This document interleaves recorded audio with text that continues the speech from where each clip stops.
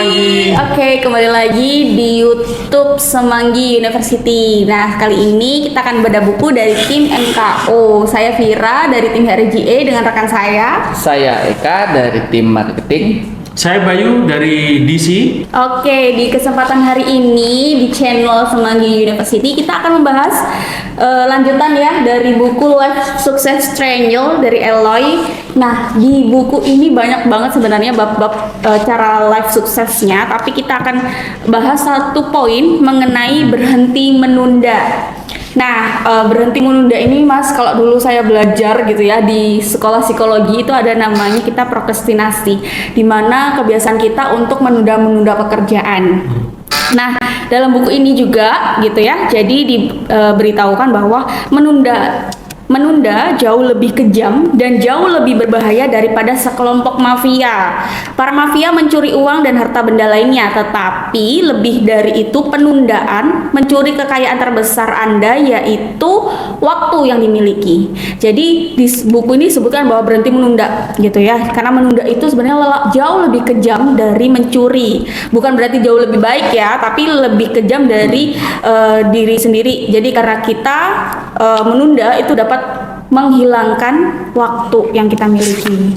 Nah, disebutkan juga bahwa sebenarnya karena itu penundaan dapat juga disebut sebagai jalan tol menuju kemiskinan. Nah, ini fakta yang mungkin sadar nggak sadar kita pernah alami ya. Jadi kalau misalnya nunda-nunda itu kita kadang anggap hal remeh gitu mungkin ya. Jadi ya biasalah kalau hal-hal kecil ditunda besok bisa dijalanin lagi, tapi ternyata penundaan itu adalah sebenarnya jalan tol menuju kemiskinan. Nah, dari Mas Bayu dan Mas Eka sendiri, menurut kalian itu menunda itu hal sepenting itu nggak sih gitu? Jadi hal yang bisa mempengaruhi kita nggak sih sampai sebegitunya? Kalau di buku ini kan sampai menuju jalan tol menuju kemiskinan gitu ya diibaratkannya. Kalau dari Mas Eka sama Mas Bayu sendiri, benar nggak sih sampai sebegitunya, ataukah sebenarnya Mas Eka ini penganut, Mas Eka dan Mas Bayu ini penganut menunda gitu? Jadi kalau misalnya selagi masih bisa dikerjain besok, kerjaan besok aja lah gitu. Oke. Silakan Mas Bay. Oke, mungkin kalau ini ya dari saya, kalau untuk berhenti menunda, jadi kita sebagai manusia, apalagi manusia biasa, bukan manusia super atau manusia hebat, kita semuanya sama, pasti hal yang menunda itu mungkin hampir setiap hari. Cuman kita nggak terlalu fokus untuk pada kata-kata menunda. Pasti kita setiap hari melakukan yang namanya penundaan. Benar. Penundaan hal-hal kecil. Nah, jadi itu hal-hal kecil kadang kita nggak terlalu fokus di sana, tapi dampaknya akhirnya biasanya penyesalannya di belakang. Udah tahu gitu, aku ini ya. Biasanya kan kayak gitu kan. Nah, jadi kalau saya kebetulan saya kan orang lapangan ya, dalam artian berhubungan dengan beberapa banyak customer atau dealer. Sifat menunda ini saya harus membagi manajemen waktu itu sebaik mungkin. Sebenarnya kasta prioritas lah ya, Iya, prioritas. Jadi bukan menunda gitu. Jadi kalau biasanya ada yang sedikit harus saya korbankan. Maksudnya harus saya korbankan dalam artian saya harus tahu yang sifatnya urgent, sifatnya penting. Di sini biasanya saya itu ada kata-kata bagi saya sendiri. Penting tapi tidak genting. Tidak penting tapi tidak genting. Penting genting. Kalau penting genting itu berarti harus saya utamakan. Sudah penting sifatnya genting pula. Nah, itu harus saya prioritaskan. Aku nggak mau menunda karena nanti pasti dampaknya di belakang itu malah semakin kacau. Nah, jadi itu semuanya sebetulnya kembali pada dirinya masing-masing. Kalau saya itu tadi harus tahu kira-kira mana yang sifatnya memang betul-betul harus saya lakukan pada saat itu juga. Gitu. Kadang contoh ada masih ada waktu 3 hari, masih ada waktu 3 hari. Tapi alangkah baiknya kan saat ini, hari ini pula, aku kan harusnya tak selesaikan, masih ada waktu. Tapi besok. Nah, contoh kayak gitu itu sifatnya nggak terlalu genting. Jadi biasanya aku kesampingkan dulu untuk cari yang lain. Balik lagi ke masing-masing. Nggak tahu ya, kalau saya seperti itu gitu. Oke, kalau dari Mas Eka? Kalau dari saya sifat menunda itu sangat berbahaya dan menurut saya Bu ya, yang jelas itu sangat berbahaya dan sangat penting sebenarnya untuk menghilangkan sikap menunda. Kenapa? Karena kalau dari dunia pekerjaan itu sangat sangat fatal. Karena timing itu kita nggak tahu kan Bu. Iya. Timing itu kita nggak tahu meskipun kita sudah dikasih deadline. Kalau kita deadline-nya anggaplah masih jauh, kalau kita tetap terus-terusan menunda dan kita nggak tahu, mana tahu deadline kita itu dipercepat. Nah, di situ keluarlah the power of the kepepet. Ya kan, hasilnya hasil nggak maksimal dan di luar ekspektasi. Ya itu salah satu bahayanya menunda. Terus biasanya juga kalau menunda ini kalau menurut saya menunda itu manusiawi sih Bu, manusiawi karena itu kan mood orang beda-beda, ya kan, mood orang tuh beda-beda. Contohnya kalau dalam keseharian, misalnya menunda makan, harusnya kita teratur ya makannya itu untuk menghindari sakit. Tiba-tiba kita jatuh sakit dan kita periksa ke dokter, ternyata makan kita nggak teratur. Setelah kita flashback, kita lihat oh iya, aku banyak nunda makannya. Misalnya jam segini, nanggung dikit lagi akhirnya sore. Yaitu tanpa kita sadari penundaan yang kita anggap kecil ternyata sangat berdampak besar untuk diri kita sendiri. Kalau di dunia pekerjaan itu pasti akan berpengaruh sama hasil ya.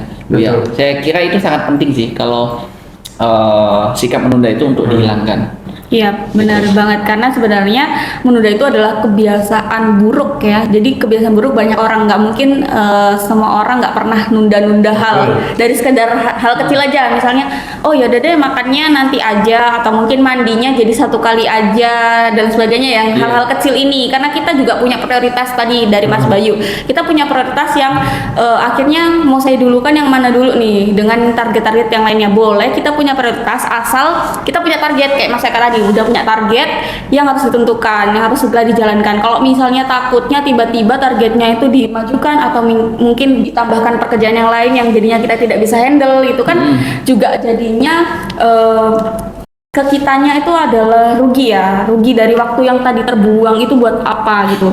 Jadi sebenarnya menunda ini adalah pintar-pintar kita gimana cari prioritas gitu, cari mana yang bisa didulukan, dan jangan sampai hal itu jadi bertumpuk. Karena biasanya kan gini, yang gampang dulu yang dikerjain, yang susah nanti dulu, atau mungkin yang cepat dulu yang dikerjain, yang lama nanti dulu, bisa jadi seperti itu ya. Hal ini yang jadi kebiasaan buruk gitu, karena semua kebiasaan adalah perilaku yang kita pelajari dan lakukan terus-menerus hingga akhirnya menjadi bagian dari sifat dasar kita.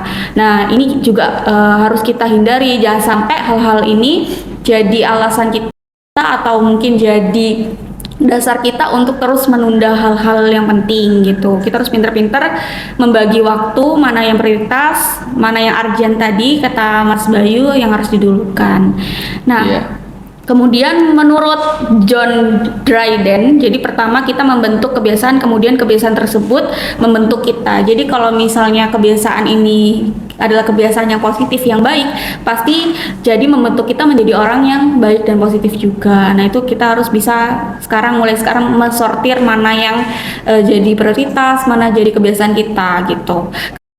Karena itu penundaan jauh lebih kejam dan jauh lebih berbahaya daripada sekelompok mafia. Oke lah kalau misalnya tadi sekedar menunda makan, misalnya sekali dua kali gitu ya. Tapi kalau misalnya jadi kebiasaan terus menerus, akhirnya sakit kayak Mas Eka tadi sebutkan, baru dapat dampaknya kan di belakang ya. Betul. Ketika sakit orang tadi. Sakit mah aja, asam lambung, kalau telat makan aja, nunda makannya kan langsung naik Bu ya. Iya, langsung berdampak ya, karena dia sudah punya penyakit itu gitu. Apalagi ya itu kerjaan yang lain dan sebagainya. Kita juga jadi moodnya jelek juga, terus juga jadi kerjaannya berantakan dan sebagainya. Itu berpengaruh kemana-mana. Makanya disebutkan juga penundaan jauh lebih kejam daripada dan lebih berbahaya daripada sekelompok mafia gitu. Nah, ada nggak sih tips atau cara dari Mas Eka atau Mas Bayu sendiri biar terhindar atau mengurangi hal-hal yang ditunda gitu? Karena kan biasanya kita terbentur dengan, apalagi kalau weekend gini ya, ngerjain kita Ya. masuk sampai siang doang nih, Ya. lanjut di Senin aja deh gitu. Atau mungkin waktunya santai deh, kayaknya nggak yang sampai ngejar target, nanti aja dimulai lagi dari Senin. Nah, cara membiasakan hal-hal yang seperti itu gimana sih biar jadi nggak kebiasaan gitu mungkin, atau mungkin dari sekedar hal kecil, makan siang gitu ditunda-tunda, nanti aja deh jam 1 atau jam 2 masih bisa nih kejar yang lain dulu dan sebagainya. Cara tipsnya ada nggak yang ampuh banget buat diri sendiri gitu yang bisa di-share ke teman-teman? Oke, mungkin dari saya. Kalau saya itu biasanya apa yang sudah kita lakukan, Yep. namanya penyesalan itu jatuhnya pasti setelah kita sudah melakukan. Ya. Nah, akhirnya saya tarik kesimpulan bahwa saya fokus pada kenyataan. Nah, kenyataan itu dalam artian apa? Dalam artian hasil. Pada saat Oke. kita melakukan penundaan. Ya. Nah, kalau misalkan tadi Mas Eka yang disampaikan, kalau udah makan itu hasilnya sakit, nah Ya. saya fokusnya di hasilnya. Oh, kayak kita istilahnya contoh kayak punya visi ya. Jadi Ya. kita terfokus balik lagi ke visi kita tadi.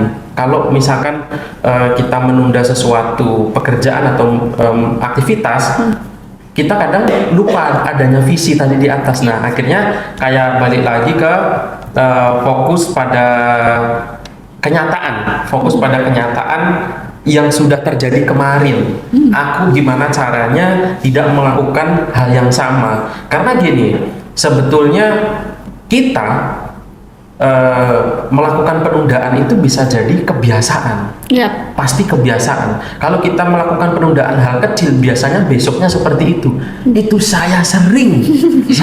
Ya. Karena tadi saya pikir gini, ada yang sifatnya penting nggak genting. Akhirnya saya undur.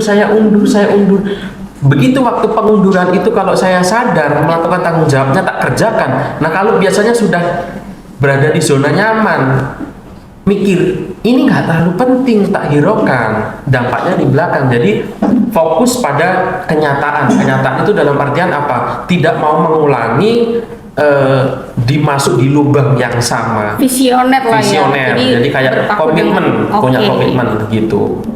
Oke. Kalau dari Mas Eka? Kalau dari saya tipsnya untuk menghindari penundaan mungkin kurang lebih ada yang dari Mas Bay, Bu. Itu bisa kita lihat dari akibat, ya akibat yang akan kita dapatkan. Yap. Meskipun itu deadline-nya berapa hari atau hari libur, kita coba mikirkan ini kalau saya tunda itu nanti gimana sih kalau Yap. sewaktu-waktu ini kejadian, kita coba mikirkan yang negatifnya dulu. Benar. Dan itu Betul. kan bisa membuat kita lebih was-was. Sadar, iya, Was-was, kemudian kita akan mencoba untuk melakukannya, mengerjakan dan menghindari penundaan itu. Kemudian kalaupun kita menunda itu bisa disebabkan karena pekerjaan to-do list kita itu kebanyakan, kita bisa melakukan yang namanya skala prioritas. Oke. Ya kan, yang seperti disampaikan di awal tadi. Yang mana sih yang mau diduluankan dulu, yang mana yang paling penting, yang mana yang paling urgent. Ya itu meskipun menunda tapi itu tetap dilakukan, ya kan. Meskipun dalam bisa dibilang itu penundaan kan ya, tapi kan dia masuk dalam urutan pengerjaan, cuman menunda skalanya, prioritasnya aja. Gitu sih, Bu. Ditukar ya, jadi misalnya betul. harusnya dikerjakan utama bisa ditukar ke yang posisi kedua dan sebagainya. Malahan bahaya kalau semua itu kita kerjakan dalam waktu yang bersamaan. Bersamaan. Ya, jadi- Itu malahan membuat penundaan itu semakin besar karena kita bingung yang ini belum selesai, ini belum selesai, yang mana betul. duluan. Iya, benar Gitu. sih. Benar. Jadi kalau dari saya sih itu sih, Bu. Gitu. Oke, jadi aku simpulin ya, kalau misalnya tips dari Mas Eka dan Mas Bayu, yang pertama itu kita harus punya tujuan yang jelas, visioner gitu ya. Udah punya targetnya, ini mau kemana gitu, mau apa yang dicapai gitu ya. Terus yang kedua, kita harus tahu akibatnya kalau kita nggak jalanin itu apa, atau akibatnya kalau kita nunda itu apa gitu. Dan yang terakhir, yang ketiga, kita harus bisa punya skala prioritas, mana yang diprioritaskan dulu. Jadi bukan ditunda tapi dituker ya waktunya. Jadi Iya, sebenarnya betul. sama-sama mengerjakan, cuman dituker aja mana yang prioritas dulu. Nanti yang tidak prioritas dikerjakan selanjutnya dengan harapan selesai dulu satu gitu. Nggak kerjain semua tapi dengan tidak ada hasil gitu ya. Maksudnya Iya, tetap terproses setuju. tapi kok nggak ada hasilnya gitu, karena dikerjainnya bebarengan. Yaitu tadi satu hal yang harusnya 100%, kalau misalnya dibagi 5 jadi cuma 20 gitu. Iya. Jadi itu 3 tips dari Mas Eka dan Mas Bayu. Bener banget sih, sebenarnya di buku ini juga disebutkan bahwa sebenarnya kita harus mikir dulu gitu. Kita harus renungkan juga. Jangan coba kita pikir bahwa kita melewati berapa kesempatan dari menunda itu. Bisa jadi dari kesempatan-kesempatan itu harusnya kita punya ide, terus jadi besoknya lupa dan sebagainya, dan Betul. karena menunda itu gitu. Jadi jangan sampai hal ini juga menjadi kebiasaan buruk kita karena selalu menunda. Nah itu sih dari buku Life Success Triangle. Ternyata kalau misalnya mau sukses kita harus berhenti menunda atau menghilangkan kebiasaan buruk kita terhadap menunda atau prokrastinasi ini ya. Gitu sih dari buku ini. Mungkin dari kita dari perwakilan LTMKW segitu dulu untuk pembahasannya. Mungkin kita akan kembali lagi nanti di buku Life Success Triangle untuk bab-bab selanjutnya.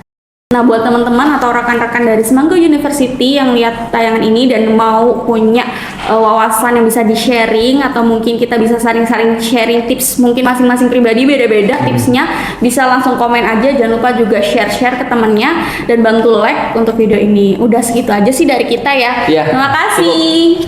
Bye. Dadah.